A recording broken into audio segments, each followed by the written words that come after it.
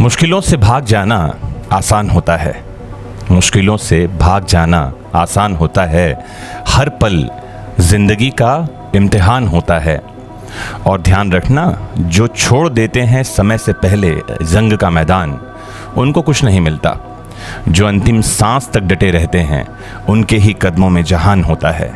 जी हाँ, उनके ही कदमों में जहान होता है। नमस्कार साथियों, संडे मोटिवेशन मंत्रा में आपका स्वागत है। सुबह के 7 बज गए हैं और हम जुड़ गए हैं आज कुछ मोटिवेशन के डोज लेने के लिए, ताकि मोटिवेटेड होते रहें हम सप्ताह भर तक, जीवन भर के लिए। तो एक छोटी सी कहानी मुझे याद आती है। जापान की एक कथा है और बहुत प्यारी बात है, ध्यान से समझिएगा। ऐसा हुआ कि एक बार एक मंत्री पर राजा नाराज था। मंत्री बहुत चतुर था, लेकिन राजा की नाराज़गी बहुत ज़्यादा थी और किसी छोटे से काम के लिए वो उसे फांसी की सज़ा देना चाहता था। अब राजा तो राजा की बात जो है कौन टाले। तो राजा ने सुना दी उसे फांसी की सज़ा। फांसी की तैयारियां हो गई। मंत्री फांसी पे लटकने को तैयार था, लेकिन क्योंकि राजा का विश्वास पात्र था और राजा के लिए लंबे समय उसने काम किया था, तो राजा ने सोचा क्यों ना इसके अंतिम समय में एक बार उससे बात कर लूं और उसकी अंतिम इच्छा उससे पूछ लूं। राजा उसके पास जाता है और कहता है कि तुमको फांसी तो होने वाली है, क्या तुम्हारे मन की कोई ऐसी इच्छा है, कोई लालसा है जो पूरी नहीं हो पाई और तुम्हें लगता है कि तुम्हें वो बात मुझसे कहनी चाहिए। मंत्री मुस्कुराता है और कहता है, महाराज, मेरे मन में एक योजना थी कि आप रथ पर सवार होकर एक देश से दूसरे देश, राज्य में एक जगह से दूसरी जगह जाते हैं। मैं आपके लिए एक उड़ने वाला घोड़ा तैयार करना चाह रहा था, लेकिन क्योंकि अब मैं मर जाऊंगा तो आपके लिए वो कौन तैयार करेगा, मैं ये सोचकर परेशान हूँ। राजा कहता है, क्या तुम्हें ये टेक्निक आती है, ये ज्ञान, ये तकनीक तुम्हारे पास है क्या? मंत्री कहता है, जी हाँ महाराज, मैं साल भर में किसी भी घोड़े को उड़ने के लिए प्रशिक्षण दे सकता हूँ और घोड़े को उड़ा भी सकता हूँ। मैंने इस पर बड़ा लंबा रिसर्च किया है और मैं इस नतीजे पर पहुँच गया हूँ कि मैं बहुत जल्दी ऐसा कर पाऊँगा अगर मुझे मौका मिले। राजा सोचता है कि इसको मरना तो है ही, फांसी तो दे ही दी है, क्यों ना इसको 1 साल का मौका दे दिया जाए। राजा कहता है, तुम्हें क्या सुविधाएं चाहिए, कौन से घोड़े चाहिए, कितने पैसे की ज़रूरत है, मुझे बताओ, और तुमको 1 साल दिया जाता है। अब मंत्री जहां मरने वाला था, फांसी की सज़ा हो गई थी, वो अपने घर पहुंचता है। घर में उसकी बीवी उससे मिलती है और उसकी पत्नी कहती है, ये क्या मूर्खतापूर्ण बात है, क्या घोड़े भी कभी उड़े हैं? क्या तुम घोड़े को उड़ना सिखा पाओगे? ये सब बातें क्यों कह दी तुमने? अब मंत्री क्या कहता है, समझिए।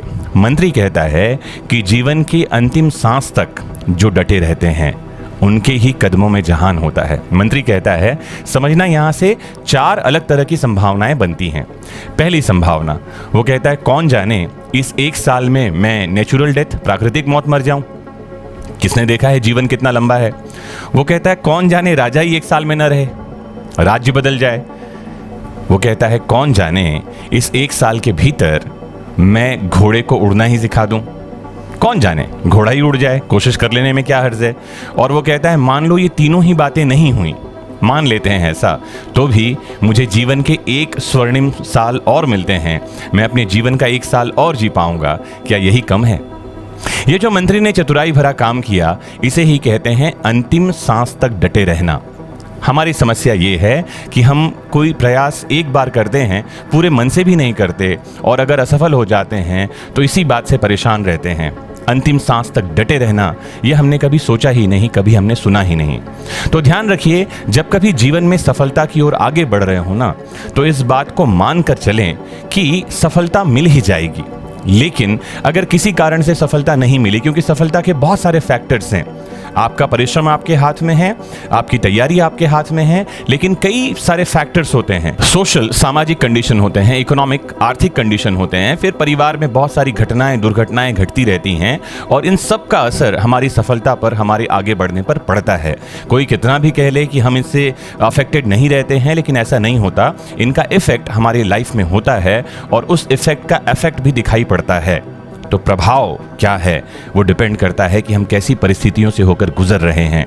लेकिन हमारे हाथ में क्या है, हम उन परिस्थितियों का सामना कैसे करते हैं। कहा भी गया है कि ups and downs are the parts of life. उतार चढ़ाव जीवन का हिस्सा है, but how you are going to take it, it is art of life. आप उस चीज का सामना कैसे करते हैं, ये है जीवन जीने की कला। और इस मोटिवेशन मंत्रा में अगर आप जीवन जीने की इस कला की थोड़ी सी झलक देख पाए हों, थोड़ा सा समझ पाए हों इस बात को, तो मुझे उम्मीद है कि आज का ये सेशन आपको मोटिवेट करने के लिए सक्षम होगा। दोस्तों, मोटिवेटेड रहिए, मुस्कुराते रहिए, ध्यान रखिए जब तक दांत सलामत है ना, मुस्कुराना मत छोड़िए। और बहुत इंपॉर्टेंट बात, अगर कभी असफलता हाथ लगे ना, तो हाथ बढ़ाकर स्वागत कीजिए, क्योंकि असफलता वो एक सीढ़ी है जिससे चढ़कर आप सफलता तक पहुंचेंगे। ध्यान रखिए, कई बार ऐसा होता है कि जो गुच्छा होता है ना चाबी का, की बंच, उसकी आखिरी चाबी कई बार ताला खोल देती है। मुस्कुराते रहिए, जुड़े रहिए आपके अपने फेवरेट प्लेटफॉर्म वैदिक शिक्षा से। नमस्कार।